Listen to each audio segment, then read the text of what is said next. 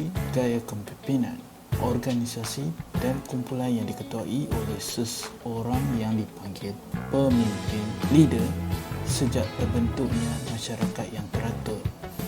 Para pemimpin ini sering mempunyai gaya kepimpinan yang berbeza-beza, sesuai dengan objektif dan harapan kumpulan-kumpulan atau organisasi yang mereka ketuai, dan kepimpinan mereka dapat dianggap sebagai tahap keberkesanan yang bervariasi bergantung pada tujuan dan harapan spesifik organisasi atau kelompok mereka.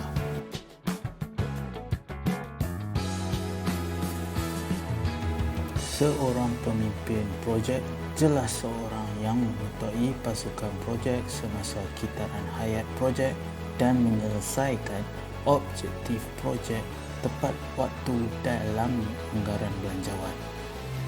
Terdapat banyak definisi kepimpinan dan tidak ada definisi yang diterima secara universalnya.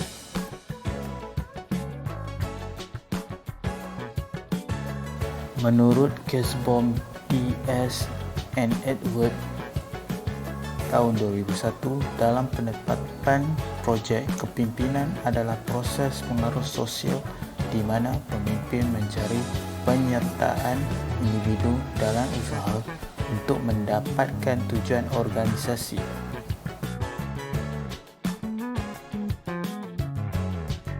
Kepimpinan terdiri daripada beberapa unsur kompleks. Tiganya adalah A. Orang yang mengetuai, B. Orang yang diketuai, C. Keadaan iaitu persekitaran projek. Kepimpinan projek memerlukan penglibatan dan pemberdayaan pasukan projek. Projek manager PM harus melibatkan individu dalam keputusan yang mempengaruhi mereka dan harus memberi mereka kuasa untuk membuat keputusan dalam bidang tanggungjawab mereka.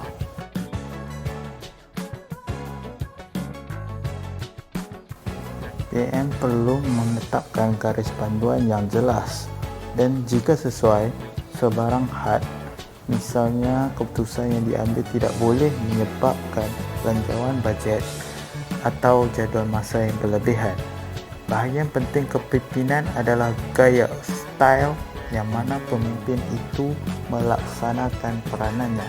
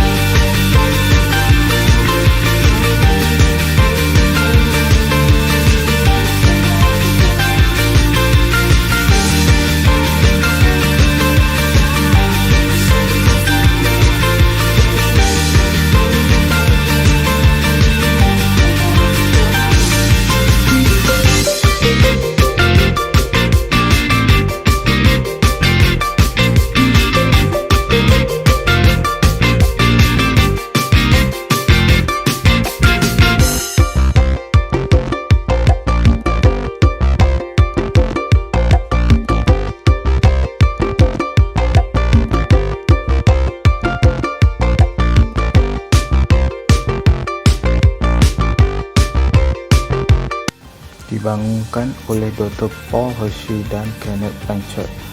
Diperhatikan dengan kepercayaan bahawa tidak ada gaya kepimpinan yang terbaik. Gaya terbaik bergantung pada situasi, tugas yang akan dilakukan dan pasukan yang melaksanakannya. Pemimpin yang terbaik menimbang pemboleh ubah yang berbeza yang mempengaruhi keadaan mereka, kemudian memilih gaya kepimpinan mereka.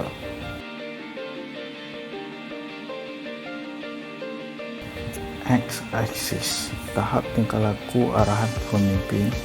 Y-axis, tahap tingkah laku sokongan yang digunakan pemimpin. D1 hingga D4 mewakili tahap kemajuan development orang dalam pasukan anda.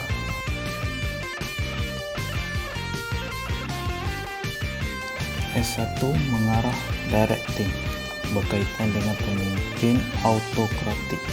Pemimpin membuat semua keputusan tanpa rundingan dengan orang bawahan. S2 melatih coaching. Pemimpin lebih mudah menerima input dan maklum balas daripada orang bawahan daripada S1. Mereka menjual sel, idea dan rencana mereka kepada orang bawahan mereka untuk mendapatkan kerjasama mereka. S3 menyokong, supporting. Pemimpin mengambil bahagian dalam membuat keputusan, tetapi kebanyakan keputusan yang dibuat oleh pasukan selalunya kelihatan tenang, quiet. S4 mewakilkan, delegating. Pemimpin menyediakan arahan dan panduan yang minimal, lebih kepada pemerhatian dari hari ke hari. D1 baru mula belajar yang bersemangat, kecekapan rendah tetapi komitmen tinggi. D2 pelajar yang kecewa, beberapa kompetensi tetapi komitmen yang rendah. D3 pelaku yang mampu tetapi berhati-hati, kecekapan tinggi tetapi komitmen berubah-ubah. D4 pencapaian yang berdikari, kecekapan tinggi dan komitmen yang tinggi. Tahap kemajuan berubah dari masa ke masa dan tugas khusus.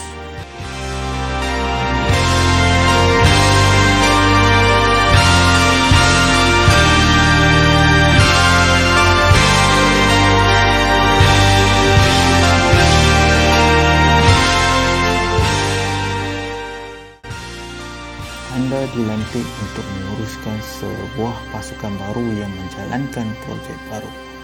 Anda mengkategorikan tahap kemajuan pasukan sebagai D1.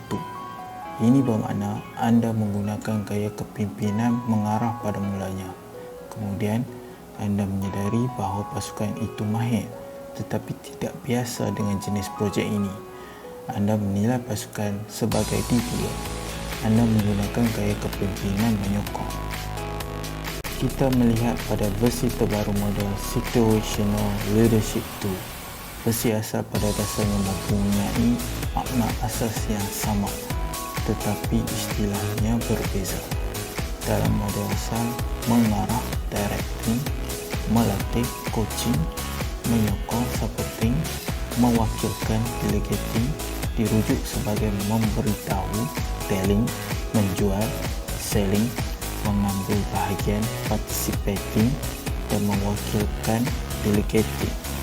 Tahap development D1 hingga D4 dirujuk sebagai tahap maturity M1 hingga M4.